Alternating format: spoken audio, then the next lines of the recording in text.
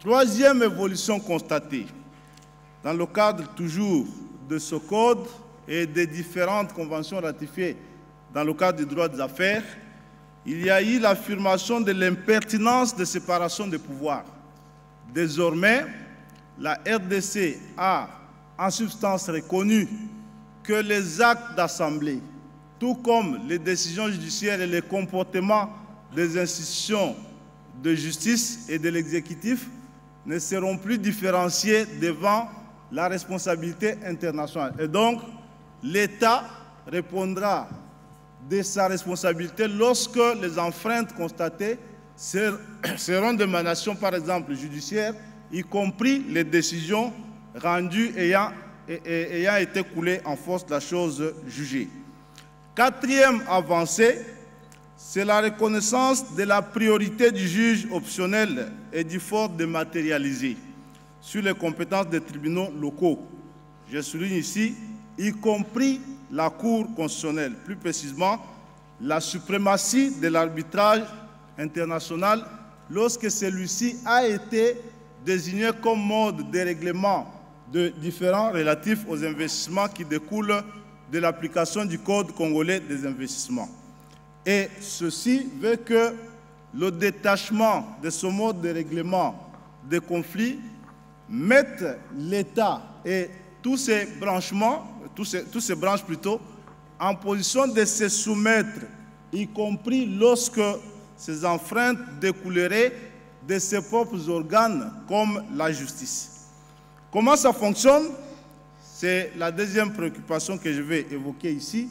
C'est souvent que sur le chemin d'application réel, l'on rencontre de nombreux obstacles. Quels sont ces obstacles? De temps en temps, nous avons l'illusion de la suprématie de l'État et qui découle souvent de la confusion que les juridictions continuent d'entretenir entre l'État, puissance publique, et l'État commerçant.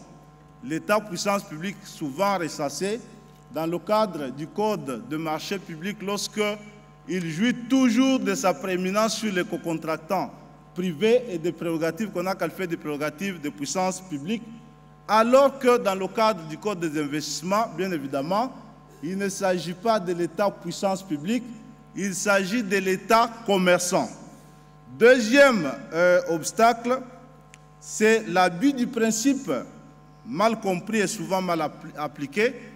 Le criminel tient le civil en l'état. Et ça, je vais l'illustrer avec un exemple précis, survenu encore actuel. Le procès qui se déroule devant la Cour constitutionnelle dans l'affaire Bukanga-Lonzo. Il porte sur le détournement présumé de deniers publics dans le cadre des entreprises de Bukanga-Lonzo. Et que ces deniers publics, c'est quoi? C'est les apports que l'État congolais aurait placés dans la création de ces entreprises qui sont trois et qui ont été une association avec un particulier agréé au Code des investissements.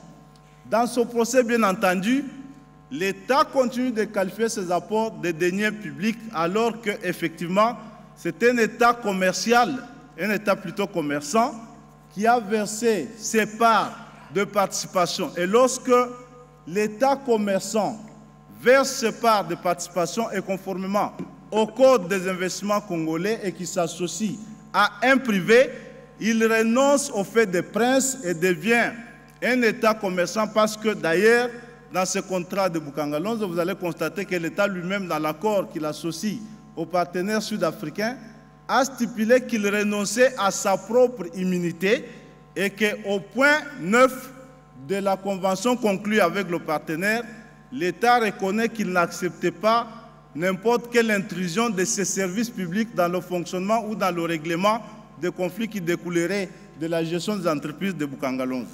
Qu'est-ce qui arrive? Et après, c'est pratiquement l'inverse, je vais y revenir. Troisième obstacle, c'est l'insuffisance et la formation dans le chef de praticiens du droit. Quatrième obstacle, c'est l'intrusion réglementaire. Lorsque je dis intrusion réglementaire, on en a vécu une ici. Lorsque, par exemple, le gouvernement décide d'immuniser les biens des entreprises autrefois publiques devenues des sociétés commerciales, par voie réglementaire, il dit qu'il décrète désormais l'insaisissabilité des biens des entreprises. Et on les appelle encore par une sorte d'inadvertance entreprises publiques, alors que ces entreprises ont été rendues entreprises privées, plutôt commerciales, pour leur permettre en fait d'être compétitives et d'avoir accès au crédit et de se soumettre au juge. Et lorsque on décrète tantôt que ces biens ne peuvent plus être saisis, c'est-à-dire que d'un seul trait de plume, on a évincé toutes les réformes de ces récentes dernières années et qu'on a mis fin à tous les efforts possibles qui ont eu pour vocation de pouvoir améliorer le climat des affaires.